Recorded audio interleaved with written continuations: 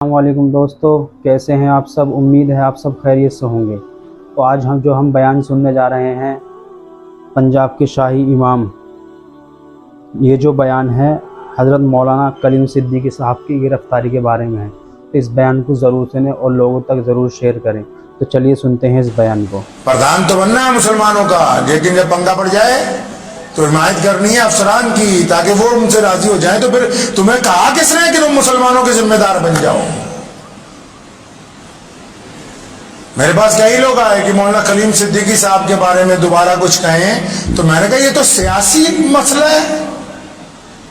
मेरे परदादा रईसुल अरार मौलाना बिरबल लुधियानवी रहमतुल्लाह अलैह ने बड़ी तारीखी बात कही। सन 1929 में जब अंग्रेज की तरफ से कादियानियत का जोर बढ़ा, कई मौलवियों ने कहा यह खत्म नबूवत का मसला दीनी है। फरमाया दीनी सिर्फ इस लिहाज से है कि यह झूठी नबूवत का ऐलान करता है, लेकिन यह मसला सियासी है। सियासी क्यों है जी? क्योंकि अंग्रेज मिर्जा गुलाम कादियानी को प्रोजेक्ट करके ये चाहता है कि मुसलमान देश की आजादी से पीछे हट जाएं, हमें ज्यादा देर तक इस मुल्क में राज करने का मौका मिले। फरमाया जब तक इसको सियासी ताकत से जवाब नहीं देंगे मसला हल नहीं होगा। अब ये जो मुल्क में मसाइल चल रहे हैं बड़े बड़े, ये मजहबी मसाइल नहीं है, ये सियासी मसाइल हैं। और हजूर अकरम सल्लल्लाहु अलैहि वसल्लम ने मस्जिद नबवी की चटाई पर बैठकर सियासत की है, चटाई पर बैठकर, चारों खुलफा राशिदीन ने भी। अब अगर झूठा मुकदमा पड़ भी गया, अब सरकार को तो पता है कि भाई इन्होंने एक ही काम करना है, वकील करवा के देना। कईयों को मेरी ये बात चुभ जाती है कि जी बड़े मौलवियों के खिलाफ ना बोलो। मैं इसलिए कह रहा हूं कि भाई अगर किसी को कौम ने बड़ा बनाया, किस लिए बनाया? घर में बावर्ची खाने में जिसकी ड्यूटी है खाना बनाने की ना, शाम को नहीं पहुंचेंगे तो नाराज नहीं होंगे आप? घर में मर्द की ड्यूटी दौलत कमा के लाने की है, वो खाली हाथ आएगा, आप नाराज नहीं होंगे?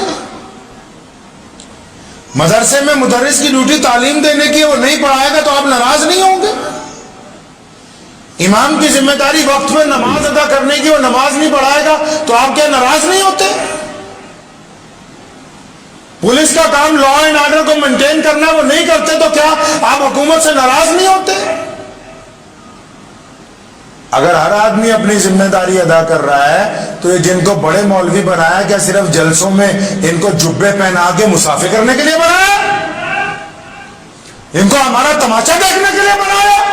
इसलिए करोड़ों रुपए की गाड़ियां खरीद के दी हैं इनको कि जब हम पर मुसीबत आए तो तुम चुप होके बैठ जाना अपने घर में। इसलिए बनाया है क्या? इसलिए किसी को बड़ा बनाया जाता है? बड़ा इसलिए बनाया जाता है कि जब रसूल सल्लल्लाहु अलैहि वसल्लम के बारे में हज़रत अली रज़ियल्लाहु तआला अन्हु फरमाते, सुनो, फरमाया बदर का दिन था और जब मुशरिकीन हम पर ज्यादा हावी होने लगे, फरमाया अली मुर्तजा कहते जो शेर खुदा है, जो मौला है, जिनको हज़रत सल्लल्लाहु अलैहि वसल्लम ने कहा, जिनके बारे में और उमर ने कहा कि जिनके अली मौला है तो मेरा भी अली मौला है, वो कहते हैं कि जब जंग बदर में बहुत इंतहा की जंग तेज हुई और जब कोई साया नहीं था तो हम मोहम्मद रसूलुल्लाह के पीछे जाके साया तलाश करते। सल्लल्लाहु अलैहि वसल्लम। तो किस लिए बनाया? किसी को बड़ा किस लिए बनाया? घर में बाप क्यों हुआ? ताकि बच्चे उसके साए में पलेगा, है जी।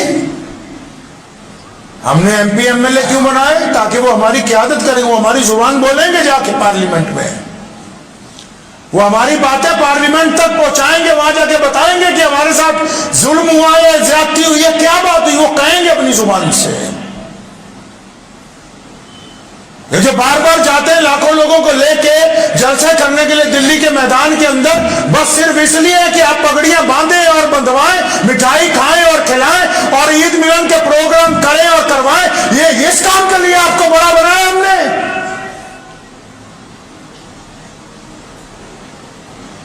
कि हमारी जब बेबसी हो तो उसका तमाशा जब पूरी अकवाम देखे तो आप भी एक तरफ बैठ के कहें कि हमने तो एक प्रेस नोट जारी कर दिया। बस प्रेस नोट अगर जारी करने का मसला है, फिर उसके लिए तो 2 सेक्रेटरी रख लिए जाए, पूरी कौम रख ले 2 बंदों को, ये प्रेस नोट निकाल दिया करें टाइम के ऊपर। दिल्ली की जामा मस्जिद के मेंबर पर कोई बैठा हो और उसकी जुबान ना खुलती हो, और मुस्लिम मुल्क के 4 बड़े मदरसे, दारुल उलूम देवबंद है, नदवतुल उलमा है, अलीगढ़ की मुस्लिम यूनिवर्सिटी है, मुजाहिरुल उलूम है, और वो खामोश रहे कि जी हमारे एक आलिम दीन के साथ ज्यादती हुई है, हम कुछ नहीं बोल सकते। तो फिर आप बड़े बने क्यों हैं? कोई आपके बगैर ऐसा तो नहीं कि कौम नहीं चलेगी, ऐसा भी नहीं है। मैं नहीं रहूंगा तब भी मस्जिद आबाद रहेगी। तो ऐसा तो नहीं है कि किसी के बगैर दीन नहीं चलेगा, इस्लाम नहीं चलेगा। मुझे बहुत सारे लोगों ने रोका कि उन लोगों पे एतराज ना करें। क्यों, क्या वजह हो गई, पता तो लगे। क्या हमारा काम एक वकील करवा कर देना है, इसी में आप हम पे एहसान चढ़ा रहे हैं कि वकील करवा दिए? आप जाके मिलते वजीर आजम को, क्योंकि हम इस मुल्क में जिस तरह और लोग बसते हैं हम भी बसते हैं। आप जाके अपनी बात करते, आपने वक्त ही नहीं मांगा। आप यूपी के वजीर आला को मिलते, जाके अपनी बात तो रखते, आपने वक्त ही नहीं मांगा। आप पार्लियामेंट की सब कमेटियों के साथ मुलाकात करते, उनको बताते कि ये जो मुकदमा दर्ज हुआ मौलाना पर, झूठा मुकदमा दर्ज हो गया, आप गए ही नहीं उठ के। आप प्रेस क्लब ऑफ इंडिया तक नहीं गए, जाके उन सबूतों को पेश करते कि जनाब ये देखिए ये ज्यादती हो गई, इस ज्यादती को रद्द कर देना चाहिए, मुसलमानों को बड़ी तकलीफ पहुंची है, मुसलमानों के साथ साथ पूरे देश में जो इंसाफ पसंद लोग हैं उनको तकलीफ पहुंची है, आप खामोश रहे। तो कहीं ना कहीं ये जरूरी नहीं है कि जो लोग सियासी तौर पर हमारे मुखालिफ हैं सिर्फ उन्हीं का कसूर है, उनका कसूर नहीं है। कसूर हमारा भी है। जिन लोगों को हमने अपना कायद बनाया है, जिनको हमने अपना लीडर बनाया है, जिनके हाथ में हमने अपनी तकदीर की रस्सी पकड़ा दी, तो उन्होंने हमें ही नजरअंदाज कर दिया।